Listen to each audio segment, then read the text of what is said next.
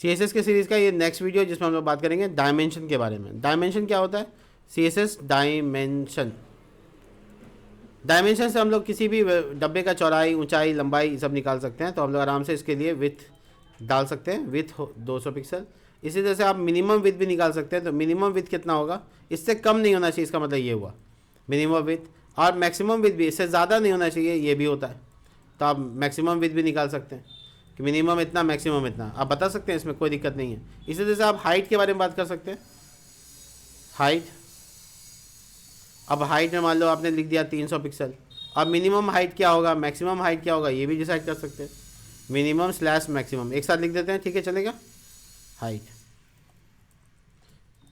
अब इसमें जो भी वैल्यू डालना है पिक्सल में डालो, कोई दिक्कत नहीं, ठीक है। इसके अलावा आप किसी वैल्यू को शिफ्ट करना चाहते हैं तो आप फ्लॉट से कर सकते हैं, लेफ़्ट या राइट, ठीक है। और इसको अगर आपको ज़रूरत पड़ेगा इसके बारे में हम बात करेंगे बाद में, क्लियर बोथ, ये क्या होता है इसके बारे में बात करेंगे, ठीक है। फर्दर है ये, अभी नहीं बात करेंगे, ऊपर वाली चीज़ों से भी हम लोग काम निकालेंगे। तो देखिए हम लोग विथ लगाए भी थे, आपने देखा था, विथ लगाए थे, हाइट लगाए थे। इस तरह से हम विथ में परसेंट वैल्यू भी डाल सकते हैं, जैसे 50%। बैकग्राउंड कलर डाल दिया मान लो ब्लैक, तो वो जो डब्बा बन के आएगा वो ब्लैक कलर का आएगा। दिखाता हूँ, देखिए आ रहा है, वो तो बैकग्राउंड में चला गया ना बॉडी के, तो ये ऊपर में दिखेगा, तो ब्लैक कलर का बॉक्स दिख रहा है। तो ये आप ब्लैक कलर डालो, कुछ भी डालो, वो काम करेगा विथ हाइट। और इसमें फ्लॉट क्या होता है वो देखो, फ्लॉट अगर राइट लिख दिया तो डब्बा घसक के इस साइड आ जाएगा, और लेफ़्ट लिख दिया तो जहाँ था वहीं रहेगा, ठीक है। तो लेफ़्ट या राइट कर सकते हैं आराम से, कोई दिक्कत नहीं। तो ये भी एक प्रैक्टिस की चीज़ होगी जो आप कर सकते हैं। चलो हम ये भी बात करते हैं कि मान लो कि 2 डिव बनाना है, तब क्या होगा? डिव 2 बनाना है तब क्या होगा? तो बेसिकली जब 2 डिव लिख देंगे तो दोनों का सीसेस तो ये वाला हो जाएगा, दोनों का सीसेस क्या हो जाएगा? ये वाला हो जाएगा। तो दोनों बॉक्स बगल बगल में आ गया, लेकिन दोनों का कलर तो अलग अलग रखना था, लेकिन ऐसा तो हम कर ही नहीं पा रहे हैं। तो इसके लिए क्या करेंगे, इसके लिए डिव के अलग अलग नाम रख सकते हैं, क्लास का मत इस्तेमाल करके। जैसे इसका नाम box1 रख लेंगे और इसके क्लास का नाम box2 रख लेते हैं। तो इसको कैसे इस्तेमाल करेंगे CSS में, सुनो, जहाँ डिव लगाते हैं वहाँ पे डिव ना लगा के डॉट लगाना है। डॉट का मतलब है क्लास का नाम बताओ, तो क्लास का नाम क्या रखिए हम, box1। तो ये किस पे लागू होगा, सिर्फ box1 पे। अगर आपको box2 के बारे में काम करना है तो डॉट box2 लिखना पड़ेगा, फिर उसका विथ अलग, जैसे 50%, बैकग्राउंड कलर मान लो येलो कलर, और हाइट मान लो सेम रखते हैं 350 पिक्सल, और फ्लॉट आपको किधर लेके जाना है तो राइट साइड। देखिए दोनों बन गए, आ गया ना। तो दोनों बॉक्सेस के अलग अलग डिज़ाइन हो सकते हैं, कब? जब दोनों का नाम अलग अलग होगा, नहीं तो टारगेट दोनों एक ही हो जाएगा और CSS दोनों पे सेम लागू हो जाएगा। इसलिए क्लास लगाना ज़रूरी है। तो क्लास सेलेक्टर कहलाता है, इसको सिलेक्टर कहते हैं जो यहाँ लिखते हैं। तो सेलेक्टर क्लास लगा के हम लोग ध्यान में रखना कि जब टैग का नाम लिखेंगे तो डॉट नहीं लगाएंगे, लेकिन जब क्लास का नाम लिखेंगे तो डॉट लगाएंगे और इसका इस्तेमाल करेंगे। चलिए हम एक छोटा सा प्रोजेक्ट दिखाते हैं आपको, वो बना के दिखाते हैं तो समझ में ज़्यादा आएगा आपको। प्रोजेक्ट बनाने के लिए हम क्या करते हैं, किसी वेबसाइट का ढांचा बनाते हैं, ठीक है।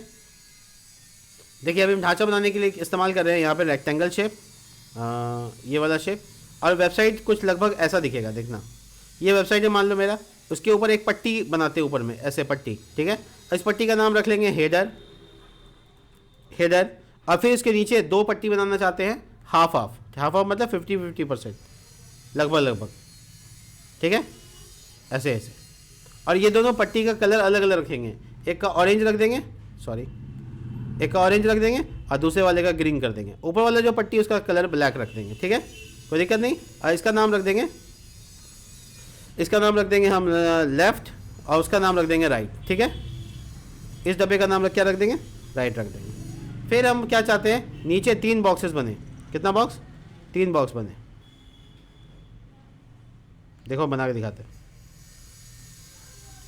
इस तरह से 3 बॉक्स बने। बीच वाला बॉक्स का साइज थोड़ा सा बड़ा हो बाकी दोनों के कंपैरिजन में, बीच वाला बॉक्स का कलर ब्लू हो, और ये वाला कलर बैगनी हो जाए, और ये वाला कलर ये कलर हो जाए, ऐसा कुछ मान लेते हैं।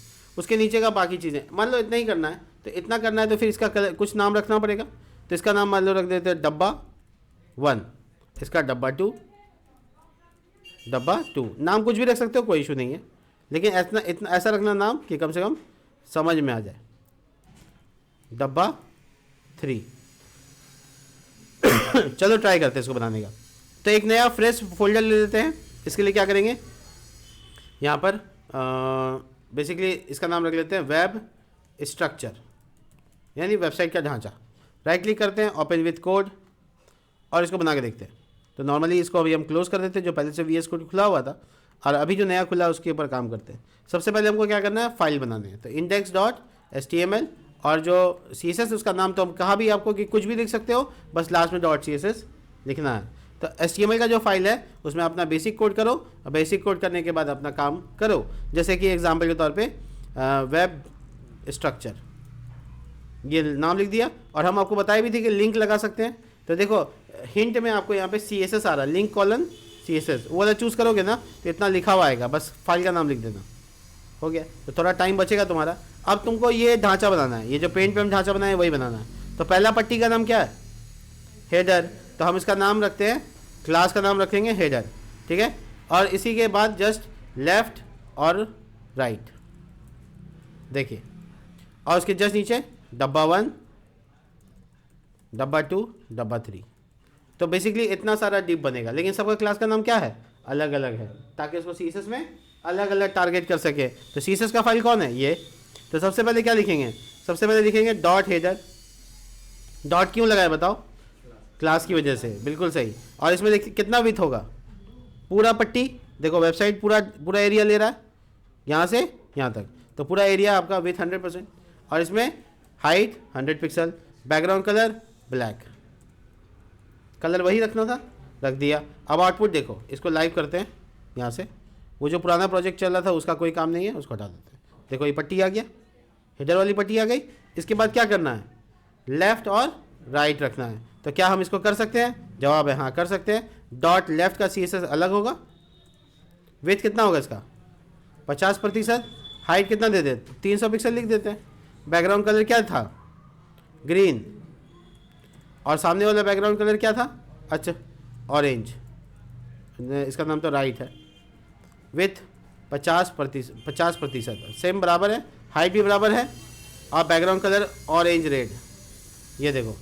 तो तुम जब इसका आउटपुट देखोगे तो एक डब्बा दूसरे डब्बे के नीचे आ रहा है, बगल में क्यों नहीं आ रहा है, क्योंकि मैंने फ्लॉट नहीं लगाया है, फ्लॉट ही बगल में लाएगा। तो मुझे क्या करना है, एक को लेफ्ट करना है, एक को राइट कर देना है। तो ये इसको कहेंगे फ्लॉट लेफ्ट, और इसको कह देंगे फ्लॉट राइट। इससे क्या होगा, दोनों बॉक्स अगल बगल में आने लगा। अब हम आगे का क्या काम करेंगे, आगे 3 डब्बा है, और बैगनी कलर का, स्काई ब्लू कलर का, और लगभग लाइट पिंक है। तो जो तीनों का परसेंटेज क्या नापे हम, बीच वाला का थोड़ा बड़ा है, तो क्या नापे बताइए आप, 40%, 30%, 30%, ठीक रहेगा, 100 हो जाएगा। चलिए इसकी कैलकुलेशन पे हम अपना काम करते हैं। तो पहला CSS जिसका नाम है डब्बा 1, ये नाम रखे थे क्लास में, नहीं समझ में आ रहा तो देख सकते हैं, देखिए ये HTML यहाँ बगल में खुला हुआ है, अब देख सकते हैं। अब देखिए विथ कितना %, 30, पहला वाला का 30%, हाइट मान लो 400 पिक्सल, बैकग्राउंड कलर बैगनी यानी पर्पल, ठीक है। और इसमें क्या लगाना है, फ्लॉट लेफ्ट, ताकि दघस का रहे। फिर दूसरा है डब्बा 2, और इसमें विथ कितना होगा, एनीवन 40%, हाइट सब बराबर रखते हैं ताकि तीनों डब्बे का साइज़ बराबर है। बीच वाले का कलर स्काई ब्लू, मेरा एक फेवरेट कलर है, मैं यूज़ कर लेता हूँ, ठीक है, बहुत सालों से पसंद है मुझे, चेंज नहीं होता है, पता नहीं मेरी आँख को भा जाता है। तो बेसिकली मैंने वही ये कलर यूज़ करना है, लेफ़्ट। इसके बाद है डब्बा 3, इसका विथ कितना होगा, फिर से 30%, height 400 pixel, background colour light pink, ठीक है। और इसका फ्लॉट क्या होगा, राइट, फ्लॉट क्या होगा इसका, राइट साइड। क्या लगता है, CSS एकदम लंबा चौड़ा लिख दिए।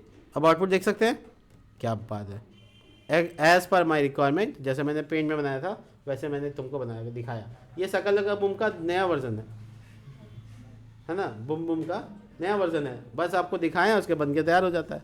तो आप भी ऐसे तैयार कर लीजिएगा। मिलते हैं नेक्स्ट वीडियो में, तब तक के लिए बाय। बहुत पहले